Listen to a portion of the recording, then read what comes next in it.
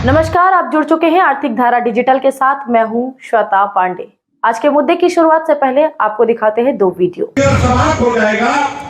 उसके बाद इतने दिन तक कांता शर्मा के साथ मिलकर, अन्य कोयला चोरों के साथ मिलकर जो हर महीना करोड़ों रुपया कमा रहे हो, उसका सीबीआई का जांच होगा। और तुमको जब सीबीआई कोयला के जांच में तुमको जब सीबीआई जेल के भीतर ले जाएगी, तुम्हारा बेल भी कम से कम 2 साल तक नहीं होगा, ये तुम याद रखो। विशेष भावे আমরা যে কাজটি করে এলাম সেটা হচ্ছে আমরা সিএমডি অফিসে গেছিলাম। যিনি সিএমডি আছেন আমাদের ইসিএল ওনার সাথে দেখা করলাম, ওনাকে একটা জ্ঞাপন পত্র দিলাম, যে পত্রটা আপনাদের হাতে আমরা তুলে দেবো প্রেসের হাতে। সেই পত্রটাতে আমরা স্পষ্টভাবে নাম উল্লেখ করে লিখেছি যারা অবৈধভাবে লিফটিংয়ের কাজের সাথে অবৈধভাবে কয়লার এই সিন্ডিকেট চালাচ্ছেন আসানসোল জুড়ে, তারা এবার সাবধান হয়ে যাক আর সিএমডি যাতে পদক্ষেপ। कुछ याद आया?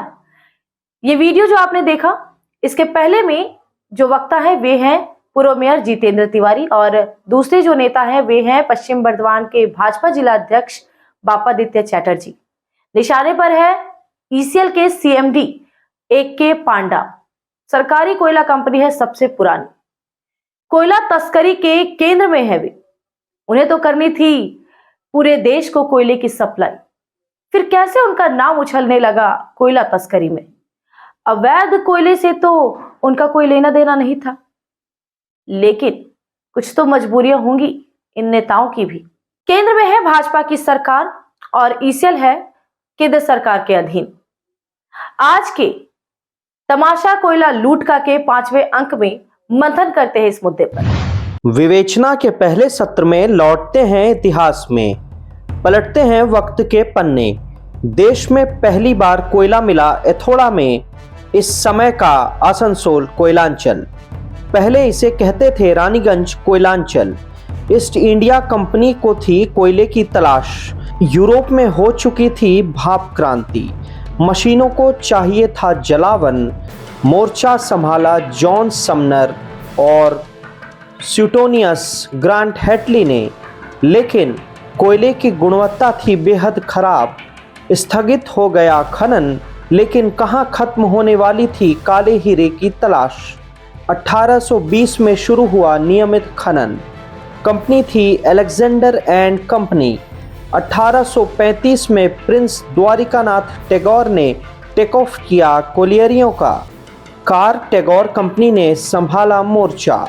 1843 में हाथ मिलाया इस कंपनी ने दूसरी कंपनी से, गिलमोर होम्फ्रे एंड कंपनी। गठित हुई तीसरी कंपनी, इस बार नाम पड़ा बंगाल कोल कंपनी। मुख्यालय बना साकतोड़िया। कोकिंग कोयले का राष्ट्रीयकरण हुआ 1971 में।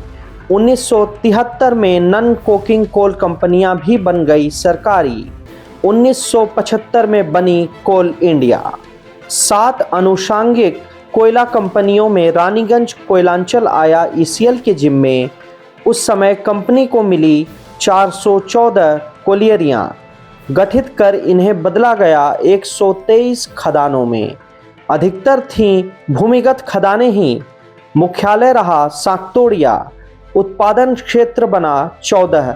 बंगाल में है सालानपुर, सोदपुर, सतग्राम, श्रीपुर, सोनपुर बाजारी, झांझरा, कुनुस्तोड़िया, पांडवेश्वर, काजोड़ा, केंदा, बंकोला। श्रीपुर का विलय हो गया है सतग्राम में। झारखंड में राजमहल, एसपी माइंस, मुगमा। इतनी बड़ी कंपनी पर टारगेट हासिल करने की चुनौती है। जहां इस कंपनी के सीएमडी पर लगना चाहिए था औद्योगिक विवाद का आरोप, वहीं इन पर लग रहा है कोयला तस्करी का आरोप। भाजपा नेता आक्रोशित है क्योंकि सीएमडी जल्द ही रिटायर होने वाले हैं। ऐसे पद पर जो अधिकारी नियुक्त रहते हैं उन्हें उम्मीद रहती है कि उन्हें इस पद पर एक्सटेंड किया जाए, उन्हें एक्सटेंशन मिलना चाहिए। लेकिन उनके एक्सटेंशन की इस उम्मीद में, इस चाहत पर बाधक बने हुए हैं भाजपा के नेता। आखिर क्या कारण हो सकता है इन सब? संसदीय चुनाव आ गए हैं सर पर, हर पार्टी को चाहिए चुनावी फंड। भाजपा ने बनाई है रणनीति, चुनाव के समय विपक्षियों को रहना चाहिए फाइनेंशियल क्राइसिस। नए सिरे से शुरू हो गई है कोयले की तस्करी। पहले से हो रही कंपनी के डीओ पर वसूली, भाजपा नेताओं का है आरोप। सीधा लाभ मिल रहा है तृणमूल को। वे चाहते हैं कि इस वसूली पर लगे रोक। पुलिस सीआईडी पर नहीं है भरोसा, इसलिए दबाव बना रहे हैं सीएमडी पर।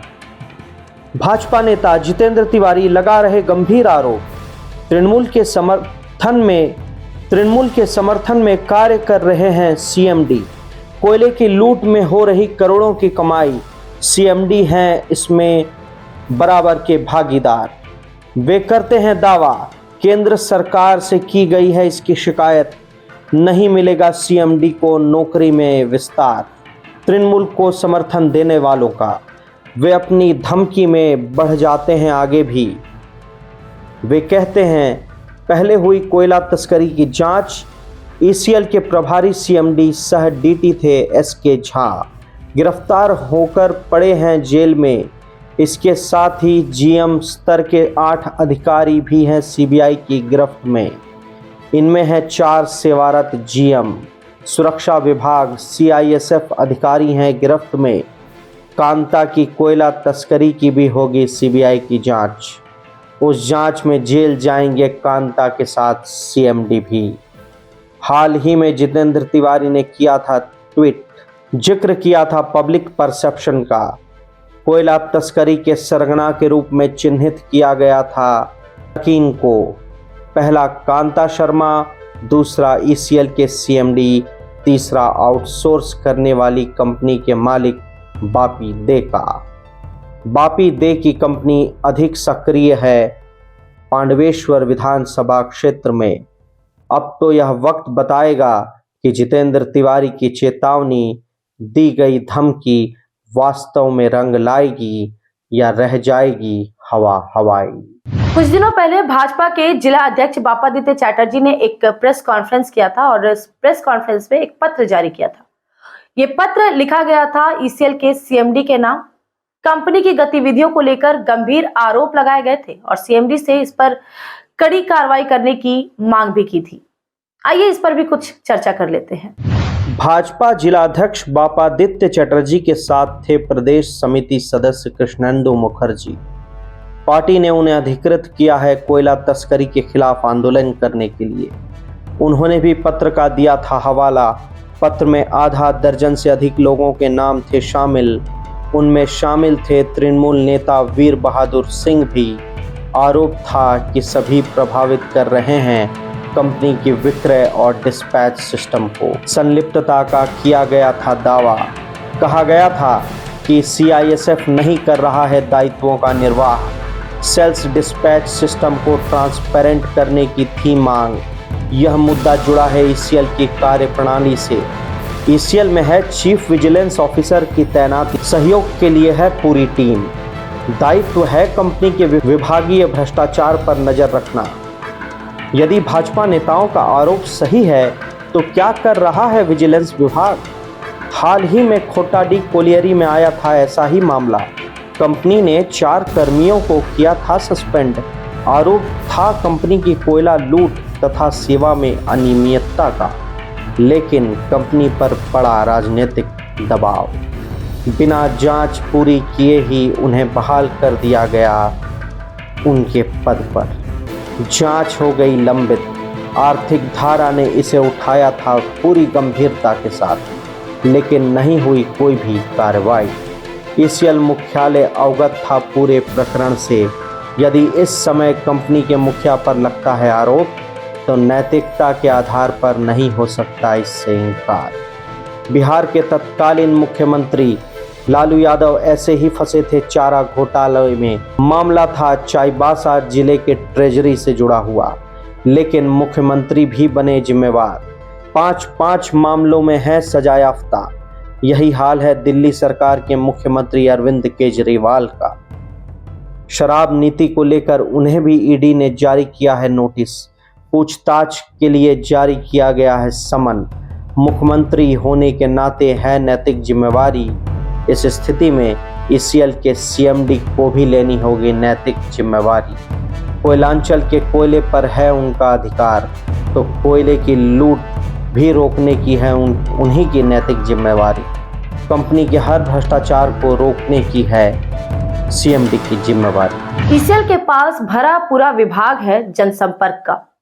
सचिवालय में भी कई सारे कर्मचारी तैनात हैं, लेकिन अब तक इस मामले में कंपनी की ओर से कोई भी अधिकृत बयान सामने नहीं आया है। हो सकता है राजनीतिक बयान होने के कारण विवादों से बचने के लिए चुप्पी साध रखी हो, पर कोयले की तस्करी को लेकर स्थिति स्पष्ट करनी चाहिए थी। कोयला तस्करी रोकने के लिए क्या कदम उठाए जा रहे कंपनी की ओर से, इस पर भी किसी तरह की कोई प्रतिक्रिया नहीं दी गई है। सारे मामलों पर कंपनी ने चुप्पी साध रखी है। अब चुप्पी तो किसी बात का जवाब होती नहीं, वैसे लोग इसे मौन स्वीकृति के रूप में भी मान लेते हैं।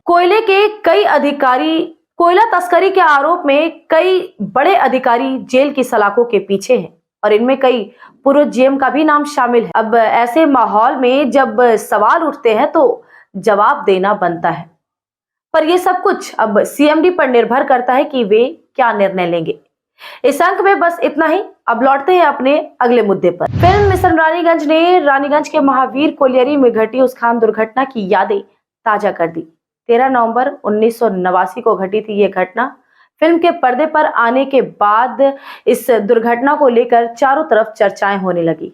साथ ही उस दुर्घटना के दौरान जिन 6 श्रमिकों ने जान गंवाई थी, उनके लिए शहीद स्मारक बनाने की मांग तेज हो गई। आखिरकार ईसीएल ने सुध ली। महावीर खान दुर्घटना के 6 शहीद कामगारों की कानूनी मुआवजे के बाद भुला दिया गया था उन्हें।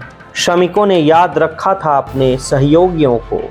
दुर्घटना पर बनी फिल्म मिशन रानीगंज, उसमें भी नहीं थी चर्चा इन शहीदों की। अनुकंपा पर मिली नौकरी के कारण अन्यंत्र शिफ्ट कर गए शहीदों के परिजन। आर्थिक धारा ने भी उठाया था इस उपेक्षा को। शहादत दिवस पर महावीर कोलियरी में दी गई श्रद्धांजलि। मौके पर उपस्थित थे क्षेत्रीय जीएम एसके सिन्हा। की गई उनसे अपील, शहीदों के लिए बने शहीद बेदी। पॉजिटिव रिस्पांस दिया जीएम ने। घोषणा की, तलाशी जाए शहीदों की तस्वीरें, परिजनों से हो संपर्क। महावीर कोलियरी परिसर में बनेगी शहीद वेदी, साथ में विकसित होगा एक पार्क। जीवंतता बनी रहेगी स्मारक स्थल पर। इसे कहते हैं देर आए दुरुस्त आए। क्या कहते हैं केकेएससी के शाखा सचिव अनिल सिंह। देने का शरण सभा मना रहे थे, जिसमें हम लोग जीएम साहब को भी इनवाइट किया गया था और जीएम साहब आए और बहुत ही खुश थे। और शरण सभा में उन्होंने बोला कि हम लोग उसमें प्रस्ताव दिए थे, हमारे एजेंट साहब और हम भी बोले थे उसमें कि सर किसी तरह ये एक तो शहीद स्मारक बनाया जाए, जो हमारे 6 मजदूर मारे गए थे उस घटना में। तो जीएम साहब बोले कि ठीक है, इसका आप लोग फ़ोटो कहीं से भी खोज के निकालिए। जितना जल्दी आप लोग फ़ोटो दे देंगे उतना ही जल्दी हम लोग इसमें काम लगाएंगे। उनका शहीद स्मारक भी बनाएंगे और साथ ही साथ एक खूब सुंदर सा पार्क भी बनाएंगे, जो कि बाहर से लोग आएंगे देखेंगे तो लगेगा कि नहीं कुछ इनके लिए काम हुआ है, कुछ इनके लिए याद करने का जरिया हो जाएगा। आपका नाम? मेरा नाम अनिल सिंह है। मैं आज के मुद्दे में बस इतना ही। अब आइए देखते हैं दिन भर की 24 घंटे में घटी घटनाओं को फटाफट। पंजाबी मोड़ फाड़ी अंतर्गत बासड़ा में ईसीएल के 2 आवासों तथा भुइयापाड़ा में एक घर में अपराधियों ने एक साथ 3 घरों में की चोरी। 35,000 रुपए नकदी समेत चांदी और सोने के गहने लेकर चोर फरार। मंडेश्वर थाना अंतर्गत बैद्यनाथपुर पंचायत के कोंदा गांव में अपराधियों ने मासूम बच्ची को फेंका कुएं में, जिससे हुई उसकी मौत। भागते समय अपराधियों ने सड़क पर फेंके रुपए। परिजनों ने चोरी के संदेह में मामला किया दर्ज।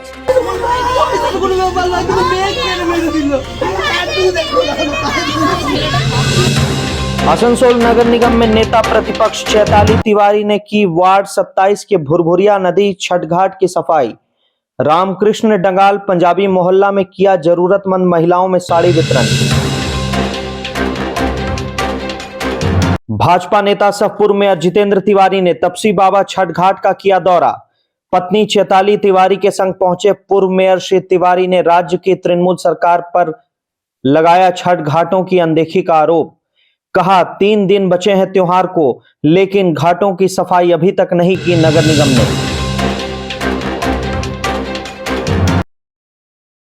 बिहार के समस्तीपुर जिले के मोरवा प्रखंड अंतर्गत उच्च माध्यमिक विद्यालय मोरवा उत्तरी में बीपीएससी चयनित शिक्षकों का सफलतापूर्वक प्रशिक्षण।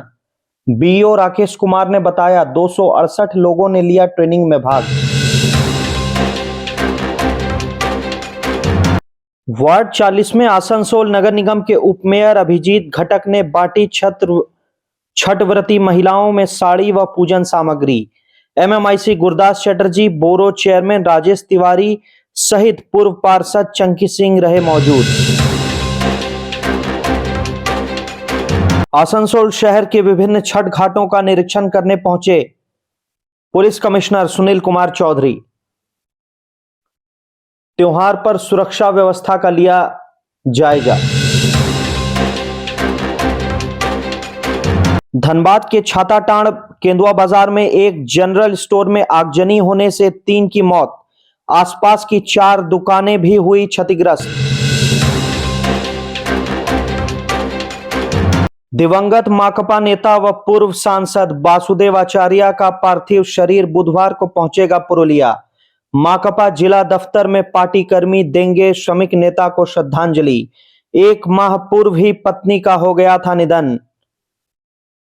नजदीकी लोगों का कहना, पत्नी की मौत का सदमा नहीं झेल पाए वासुदेवाचार्य। कुल्टी में यादव समाज ने किया गोवर्धन पूजा का आयोजन। गौवंशों की पूजा, सत्यनारायण कथा का भी हुआ आयोजन। जनजातीय गौरव दिवस के उपलक्ष्य पर एमपीएल के सीईओ विजयंत रंजन ने जनजातीय समाज की विरासत को बताया अनुकरणीय। महान क्रांतिकारी बिरसा मुंडा की जयंती पर दी प्रदेश के लोगों को शुभकामनाएं। आसनसोल कोलफील्ड डायबिटीज एसोसिएशन ने मधुमेह बचाव के लिए चलाया जागरूकता अभियान। शहर के रविंद्र भवन से पोलो ग्राउंड तक निकाला गया वॉकाथॉन। पंडित जवाहरलाल नेहरू की जयंती के अवसर पर आसनसोल नगर निगम की ओर से कार्यक्रम का आयोजन। चेयरमैन अमरनाथ चटर्जी और एमएमआईसी गुरदास चटर्जी सहित निगम कर्मियों ने चाचा नेहरू की प्रतिमा पर किया माल्यार्पण। चेयरमैन ने देश के निर्माण में नेहरू की भूमिका को बताया अग्रणी। मैथन पब्लिक स्कूल में मनाई गई पंडित जवाहरलाल नेहरू की जयंती। स्कूली बच्चों ने प्रस्तुत किए सांस्कृतिक कार्यक्रम, हुई कलात्मक गतिविधियां। तो खबरों का सिलसिला बस यहीं तक, फिर मुलाकात होगी अगले मुद्दे के साथ। तब तक के लिए जुड़े रहें आर्थिक धारा के साथ, और अगर वीडियोस पसंद आ रही तो कृपया लाइक कर दें और चैनल को सब्सक्राइब कर दें। आप हमें ट्विटर और फेसबुक पर फॉलो भी कर सकते हैं।